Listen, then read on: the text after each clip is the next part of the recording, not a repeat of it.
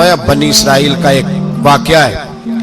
एक खूबसूरत जवान था, तो एक औरत का दिल आ गया उस पर। ये याद रख लें, हम लड़कों को मना करते रहते हैं, लेकिन हमें घर की बच्चियों पर भी तवज्जो देनी होगी, हमें उनके फोन पर भी निगरानी करनी होगी, हमें वहां भी गौर करना होगा। इसलिए कि अगर कोई बच्ची गुंजाइश ना दे तो मेरा ख्याल है कि लड़का जुर्रत करने की ताकत नहीं रखता। तो वहां भी उनकी अम्मा से कहे कि पाबंदी लगाए, बच्ची किसी का मोबाइल लेकर के कहीं उसको इस्तेमाल तो नहीं कर रही, इस पौधे पर भी तवज्जो दे, दरख्त बनने से पहले इसकी भी निगरानी करें, यह भी बड़ा जरूरी काम है। औरत का दिल आ गया तो नबी पाक अलैहिस्सलातु वस्सलाम फरमाते उसने कोई बहाना लगाया, किसी को कहा कि उस नौजवान को बुला के लाओ, उसको कहो कि हमने कोई गवाही लेनी है तुझसे। वो नौजवान आया, एक कमरे में दाखिल हुआ तो अगले कमरे में ले गए, वहां दाखिल हुआ तो उससे अगले कमरे में ले गई, वो दाखिल हुआ तो इसी तरह 7 मुकफ्फल कमरों में ले गई। मेरे करीम रसूल मेरे महबूब पाक अलैहिस्सलाम फरमाते हैं, सहाबा को समझा रहे हैं मीठे लबो लहजे में, फरमाते हैं जब सबसे पिछले कमरे में ले गई तो एक लड़का बंधा हुआ था वहां रस्सियों से, शराब का प्याला पड़ा हुआ था। और बीबी कहने लगी कोई गवाही शवाही नहीं लेनी, तुझे इसलिए बुलाया है कि तेरे ऊपर दिल आ गया है, अब मेरे साथ मुंह काला कर। तो वो जवान कहने लगा नहीं, मैंने अपने नफ्स को पाक रखा हुआ है, मेरी नजर भी पाक है, दिल भी पाक है, और उसकी बरकत यह है कि रब ने मेरी रूह को भी पाक रखा हुआ है, तो मैं ये हरकत नहीं कर सकता। पाक लोग पलीत कामों की जानिब तवज्जो नहीं करते, मैं ये हरकत नहीं कर सकता। इकबाल ने अपने बेटे को दुआ दी थी, उसने कहा था हया बाकी नहीं है जमाने की आंख में, खुदा करे कि रहे तेरी जवानी बेदाग, खुदा करे कि रहे तेरी जवानी बेदाग। कहा मेरे साथ मुंह काला कर, उसने कहा मैं नहीं करता।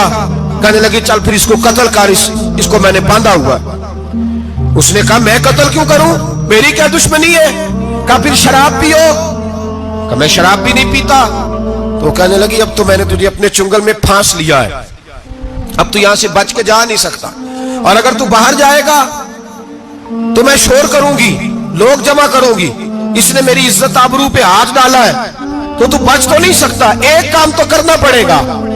बाबू फरमाते उस नौजवान ने सोचा कि जिना भी बहुत बड़ा जुर्म है, कत्ल भी बहुत बड़ा गुनाह है, चलो अब मजबूरी है तो शराब पी लेता हूं।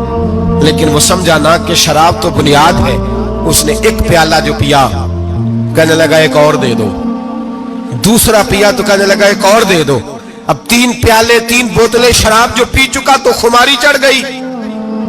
अब उस औरत के करीब जाने लगा कि मैं तेरे साथ जिना करूंगा।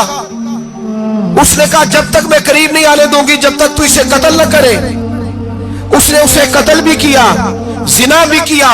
तो महबूब फरमाने लगे ये कत्ल और जिना जो हुआ है तो ये शराब की वजह से हुआ है। गोया शराब वो जुर्म है जो कत्ल भी कराएगी, जो जिना भी कराएगी। और अगर आप नशई को देखें, अगर आप शराबी को देखें तो क्या वो डकैतियां नहीं करता फिरता, वो चोरियां नहीं करता, वो अपनी ही माँ का जेवर नहीं बेच आता, वो अपनी ही बहन का पड़ा हुआ जहेज नहीं बेच आता, वो अपने ही घर में डाके नहीं डालता, वो अल्लाह के घर मस्जिद में आकर के चोरी नहीं करता। वो सिर्फ इसलिए करता है कि ये नशा, ये शराब, ये माँ है गुनाहों की, ये जड़ है। मिल्लत के लोगों याद रखो, इस उम्मत, इस पाकिस्तान के साथ जहां बहुत सारे जुल्म हुए, वहां बड़ा जुल्म यह है कि बहुत बड़ा तबका जवानों का नशे का आदी है। वो नशा इन्हें इश्क मजाजी और औरतों के इश्क की जानिब ला रहा है। वो नशा चोरियां करा रहा है, कत्ल करा रहा है, डकैतियां करा रहा है। बहुत बड़े जालिमों ने बहुत बड़े हाउस बनाए हुए हैं जिनके अंदर शराब फराम की जाती है, नशा दिया जाता है। मैंने तो ऐसे ऐसे लफ्ज सुने कि इलेक्शन के दिनों में वोट लेने की खातर सियासतदान इन्हें नशा फराम करते हैं, इन्हें बांध के रखते हैं, रोज तुम्हें पुड़िया मिलेगी, वोट हमें डालना।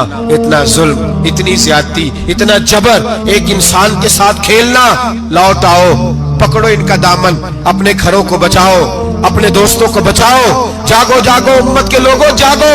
मेरे नबी पाक सल्लल्लाहु अलैहि वसल्लम के कलमा गो लोगों को बचाओ। इन पर अगर सख्ती करनी पड़ती है तो करो, प्यार करना पड़ता है तो करो, मेहनत करो, जद्दोजहद करो।